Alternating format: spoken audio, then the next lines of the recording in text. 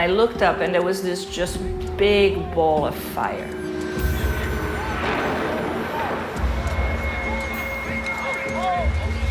I sat here for days. I kept looking at those who were leaving the place, walking away, running away, to see if I could recognize anyone who looked like Sebastian.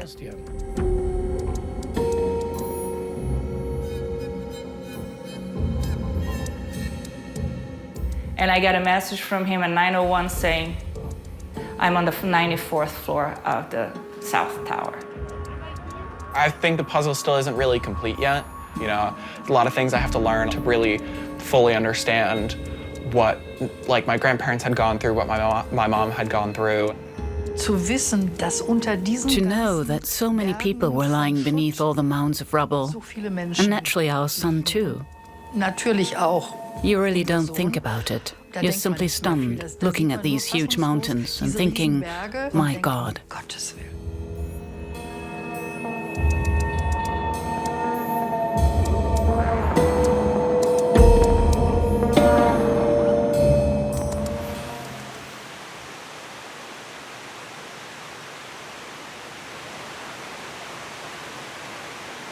Every time I come down here, it just brings me back to the same day. On September 11th, 2001, Paula takes the subway to work. The banker's office is located in the World Trade Center. I got off the train, and because of the beautiful day that we had, I had to walk outside to take a breath of fresh air. I didn't have to because the train led right into the building, but I did anyway. And just to take that fresh breath before I went back in and locked myself in the office for a few hours. And that's when I heard the plane going in. Absurd. I was standing right underneath the building. The noise was so absurd that I pushed the headsets out and I looked up and there was this just big ball of fire. So that blue sky within a fraction of seconds just turned into this complete dark debris falling out of the sky. I got an email, something to the effect of turn on the television set. Something was going on in New York, and then I tried to reach him through the switchboard, and I got through. A woman colleague simply said he's not at his desk. He is their son, Paula's partner. I probably got the last train out of there. We were waving. There was maybe a half a dozen of us just waving for the train. Nobody knows in the subway what's going on. So I run in, I'm panting, I can't even stand, I can't even breathe, and people are looking at me without having any idea of what's happening. So I go back to the house, and suddenly I could see from across the bridge what's happening. Paula made it out in time. She believes Sebastian has also made it to safety, because actually he works for the Deutsche Bank in a different part of town. Right, at this point, the second plane had already hit. And, you know, the whole world is already known about it. I could get a hold of his secretary when I was on my way out from the city. And his secretary said, I just want to let you know, there's something going on down here. I tell him that I'm going back and, I'm fine. She then tells me that he was downtown. He works in 54th Street. That's Midtown. He actually had no business being down there. That's so far away. What was he doing down there? And then we did in fact learn that he had taken on an appointment that an American colleague had canceled. So I go home and now I'm able to get some phone connection. So I get his messages. Hi babe, something's going on. I don't know what happened. I just want to make sure you're okay because I was supposed to be in the building. I was on the 74th floor of the South Tower, my office. So he's, oh baby, and one after another. So finally, I'm watching TV, and the building, the South Tower collapsed, is collapsing.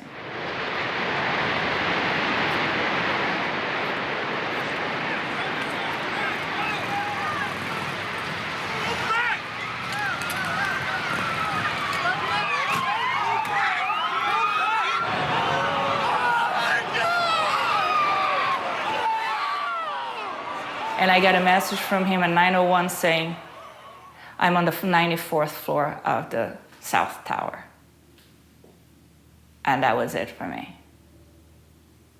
I threw my phone against the wall and I started screaming. I was in complete disbelief.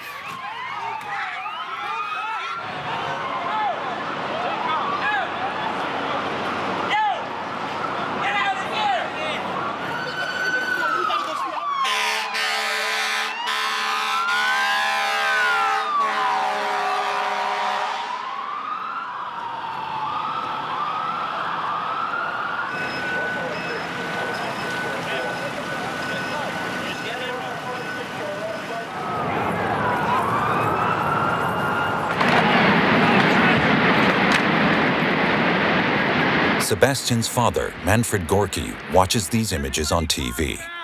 Sebastian's hometown of Iserlohn is 3,600 miles away. It was absolute fear. I sat here. My coffee consumption was several liters per hour, or thereabouts. I had 3 cell phones that someone had made available to me.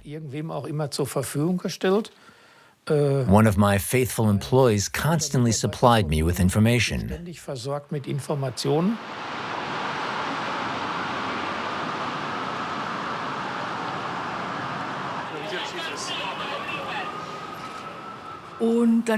And then, at some point in the early evening, we got a call from the Deutsche Bank. And that was when they told us they'd lost contact with him.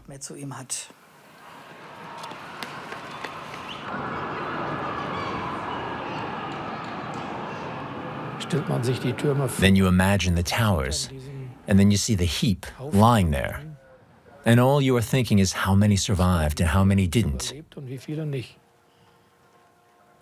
And I had seen all the images. I didn't miss any TV reports. I sat here for days, unshaven and unkempt. All I did was keep looking whether perhaps among those leaving the scene, those walking away, running away, I could recognize anyone who looked like Sebastian. In his youth, Sebastian was a junior firefighter. That's why his parents were hoping that with his experience, he was able to properly assess the risk situation and escape from the inferno.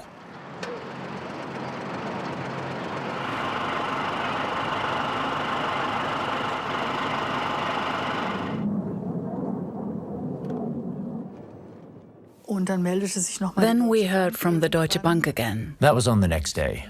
They offered us psychological assistance. That was when we first said, but then we agreed to it. And then a psychologist came by to visit us. And he said that sometime we ought to fly after all. 14 days later. 14 days later, we took a flight. My husband didn't want to at first. He said, I can't do it, I just can't. But then the psychologist said, you'll go crazy if you stay at home.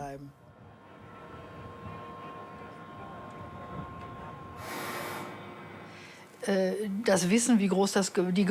knowledge of how large the buildings were before, how high they were, and to know that under all these mounds of rubble, so many people were buried.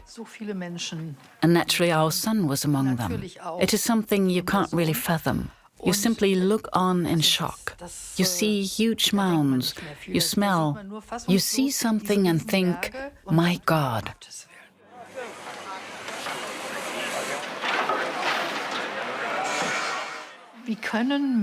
How can people do something like that? Because that was the precise intention of those who did it. That wasn't a random incident. Nothing happened unintentionally. It wasn't an accident. It was a willful attack with the intention of murdering people. That's how I saw it back then. That's how I see it today. All other accidents that truly were accidents pale by comparison. It was an intentional mass murder. And that's what totally shocks you about it.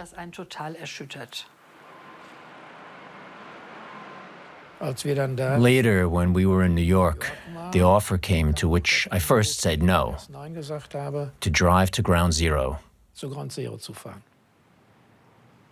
with the right person from the FBI, so we could pass through all the police checkpoints and go the last distance by foot. Well, I really lagged behind because it's difficult to describe what you see. And then to say, that's where he is now. In the entire twisted metal and fire, everything that was there.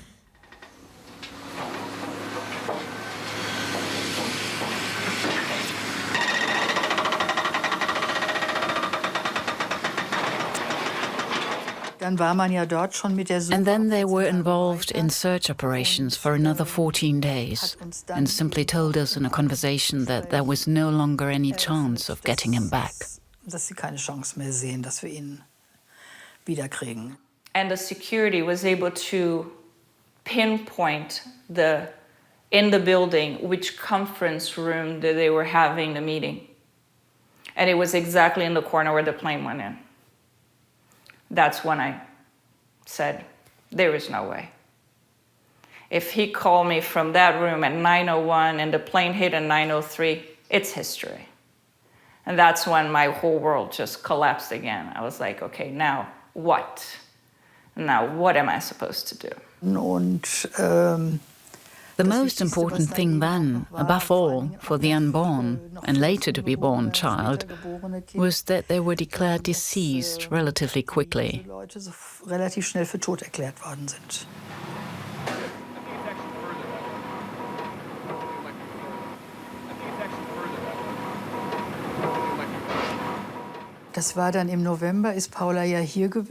That was in November when Paula was here. We picked Paula up in Frankfurt at the airport, knowing that the last time we had Sebastian here in Germany, we'd taken him to the airport, and now we're picking her up there. She had a travel bag containing an urn. And up to that time, the only bone fragment that they had identified with DNA as being from Sebastian was in that urn. And she brought it with her. And then we had a very, very small funeral ceremony. Then we purchased a small gravesite in the historical section of the cemetery, where several urns can be buried. So it's the family burial plot. And so we buried it in there. The Gorkis often drive to the cemetery in Sebastian's car. The car is an important memento to them.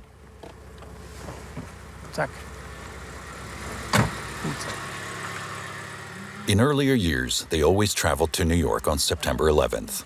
But of all years, on the 20th anniversary of the attacks, it's not possible due to corona restrictions.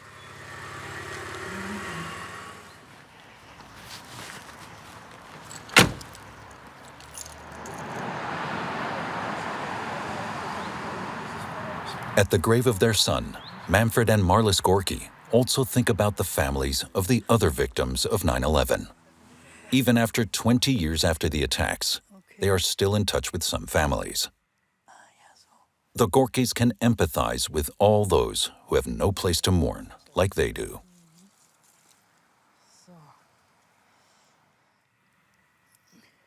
We at least had something to bury. We know the Zabaks.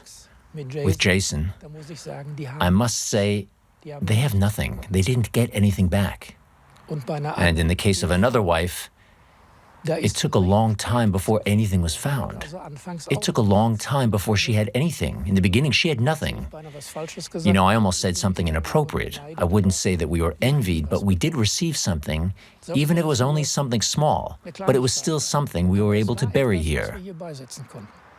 If we're here on his birthday, for example, now you're 1 year older, where would you be today if you had lived? Things like that.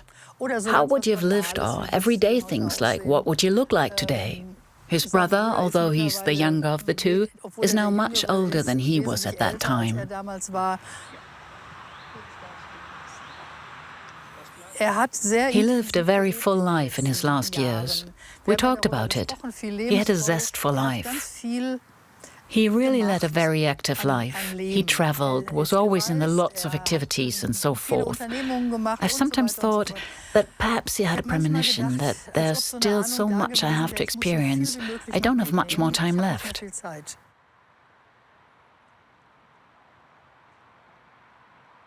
And in your head, there's the question people always ask, why? You can't answer it. All you can say is that if he had stayed in his office and not gone there, then things would have turned out differently. Or if he had only had to go there later than 8 o'clock, then it would have happened, but then he would no longer have been able to go in. Sebastian lives on in him. Nicholas Gorki is 19 years old. And even if he never got to meet his father, it's important to him to talk about his father. To be able to be someone to share his story, because as much as it wasn't very many years, he did quite a lot. And not just his story, but his story in relation with, my grandparents and my mom and all that type of stuff and all the people that he's affected. So it kind of just makes me proud to know that I'm now the torchbearer to kind of continue that legacy on. Nico is studying computer science. He likes to spend lots of time alone at the computer.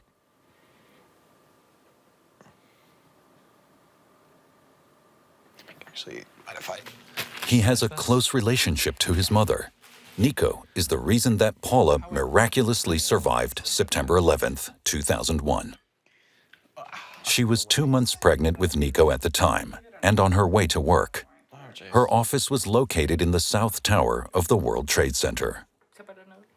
Nico saved my life, if you think about it, because, if I wasn't sick in the morning, if I didn't have the morning sickness, I would be there 8 o'clock in the morning with all my flags, all of my notes and everything. Definitely a divine force that not only held me back, but held so many other people back.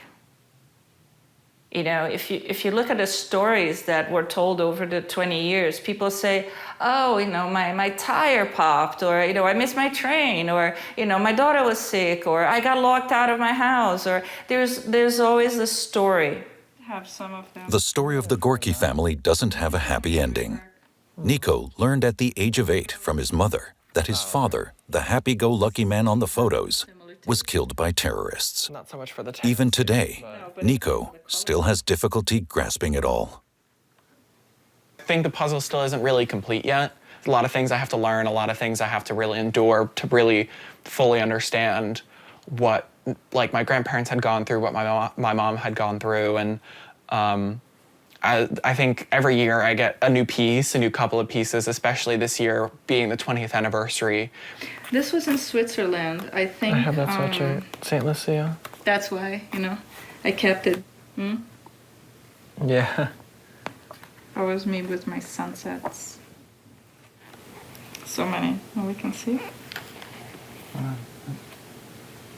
You didn't see this one. I often say that it's almost like he knew that his life was short and that every day of his life was so intense. Everything that we did, it was just so intense. Yeah. I think I've seen this one before. But you see what I'm saying? Yeah. They were the same eyebrows, too. Mm-hmm. That's the end of it. So I started sort of like a memoir here. It was the last picture I had of the World Trade Center.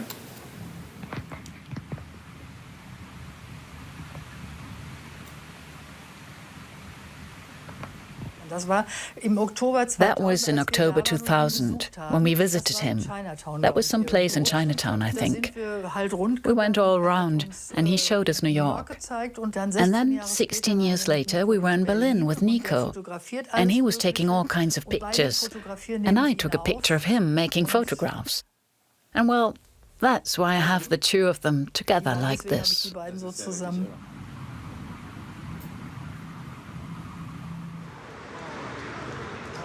He was excited, and now people have to know that he grew up in Iserlohn, in this small town.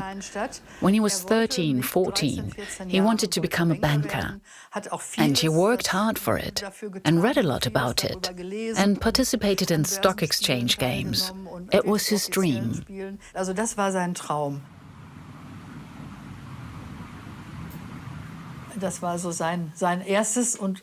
It was his first and only car. He was crazy about that car, and we still have it. We take care of it, and it's still in good shape. Nothing's been changed except for the steering wheel. Sebastian was a bit taller, and he couldn't fit under it with his long legs, and we had to have a smaller steering wheel.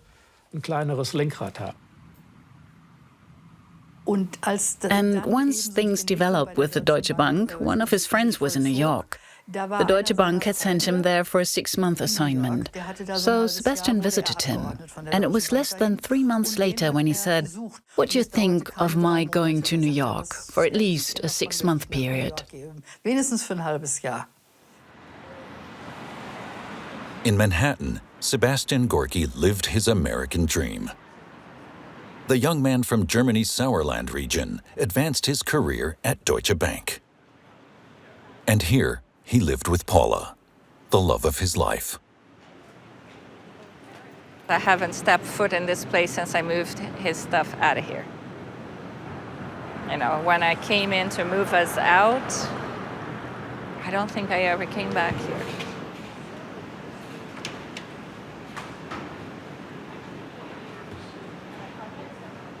It hasn't changed. It's like Nico just said, it's like, can you imagine if suddenly the door opened and like, here he comes?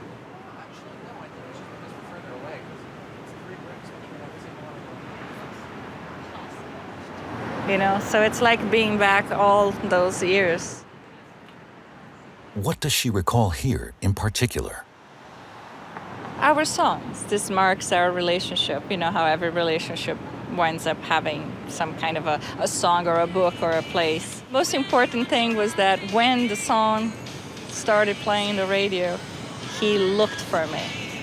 And he gave me like that biggest smile, like, babe, this connects us, you know.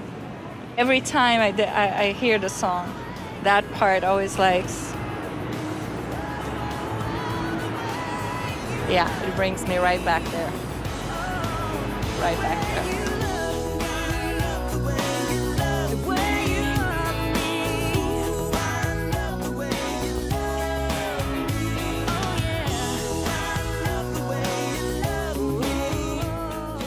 I found out I was pregnant, and we were told 2 months before that I couldn't get pregnant.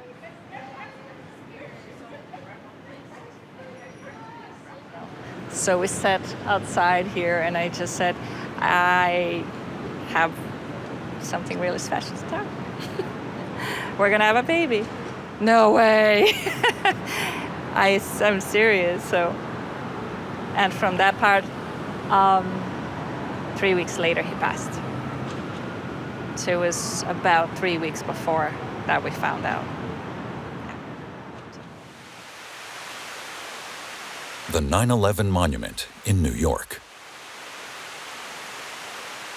Already as a young boy, Nico spoke at commemorative events here.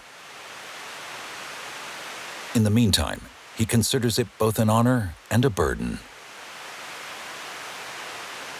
It's just a very weird feeling that you get on those days, because it almost feels like, again, all eyes are on me for me to be a voice, to like, oh, you know, like, what do you think on this war? Or what do you think on coming to the memorial? Or what do you feel about all this stuff? And sometimes I'm just like, I don't know, you know?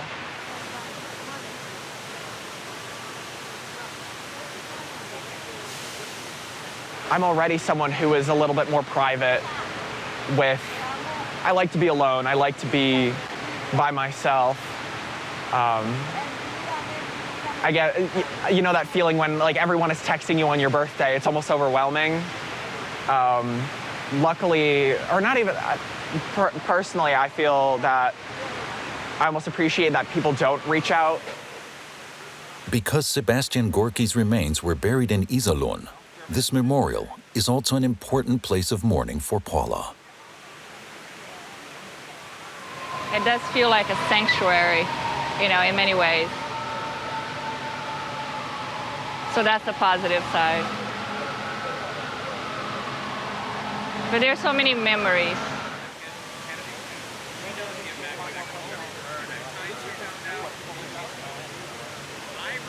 Everything was just gone afterwards. But then there was the trade-off. I had him, and I wanted to put every drop of energy, every drop of faith into raising him, you know, sparing him from the sadness, the grief that I was feeling, and trying to be cheerful, trying to be, you know, proactive and positive, so that when I brought him into the world, that he would be able to live a good life, you know, to enjoy a good life, and not carry that burden, that guilt, that grief, the trauma with him his whole life. I hope I did it. Yeah.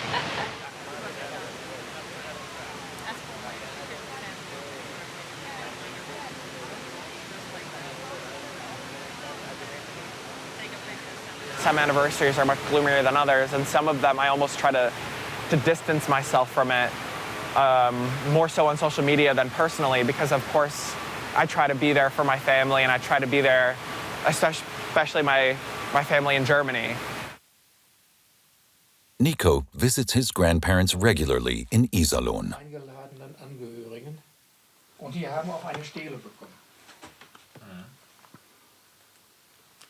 These folders contain personal documents of Sebastian Gorki, like the copy of an ID that was found in the rubble of the World Trade Center. The folders also tell the story of the struggle for a monument for victims of terror on German soil. Manfred Gorki repeatedly wrote to the Ministry of the Interior, to no avail. There it is. We hereby wish to inform you in our final letter that we will inform you of further developments in the issue you have raised. We kindly request that you refrain from any additional correspondence in this matter. Made me feel like I was a troublemaker. So you get the message that no one wants to do anything about it, but I think they could have told me in a different way. Berlin. The German Christian Democratic Party Secretary General and member of German Parliament, Paul Ziemiak, invited the couple to a discussion. Like the Gorkis, he is also from Iserlohn. Some time ago, they asked him for help. Marking the 20th anniversary of the attacks on New York, Ziemiak now seeks to support the wishes of the Gorkis to create a memorial for German victims of terror. I know that you wrote to the Ministry of the Interior and received various replies, and then?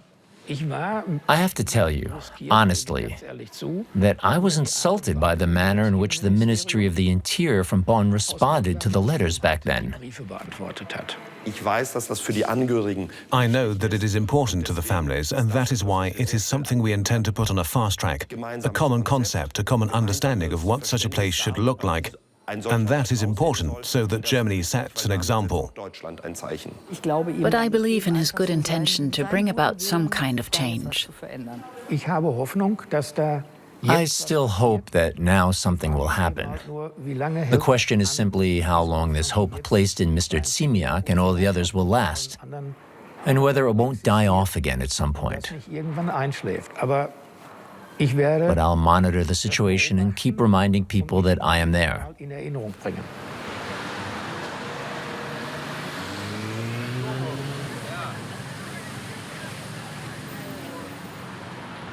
I can sense the total unrest that exists now as well. When there's TV coverage, as there is now about Afghanistan, for example, talking about the Taliban, suddenly they show September 11th, the South Tower being struck by the airplane. Those are things that you really ought to be used to, because September 11th is coming up, but you're still shocked to see the images.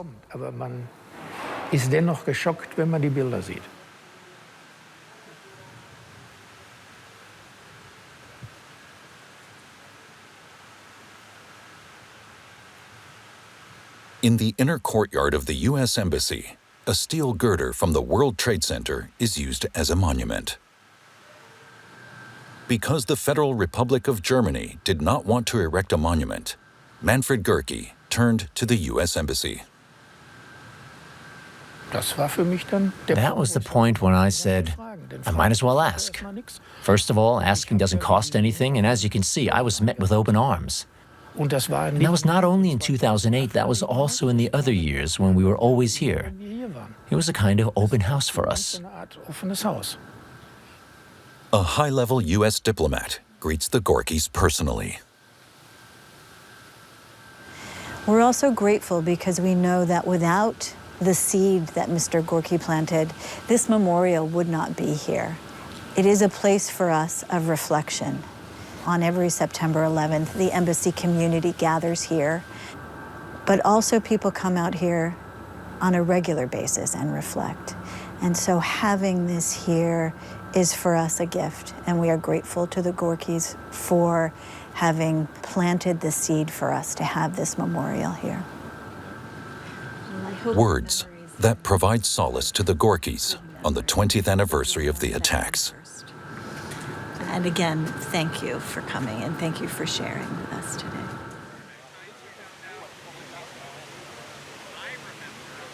This happened, but then here's your gift. You know, that's what kept me alive and determined to move through all the trauma and all the negativity that was around us.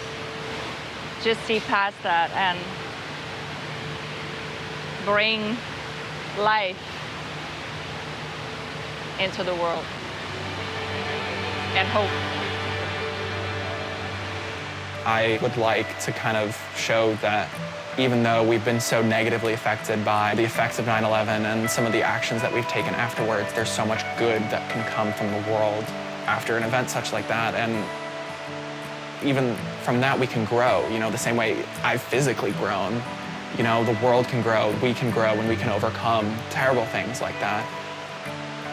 And hopefully, I can give some people hope that we can work towards a better future.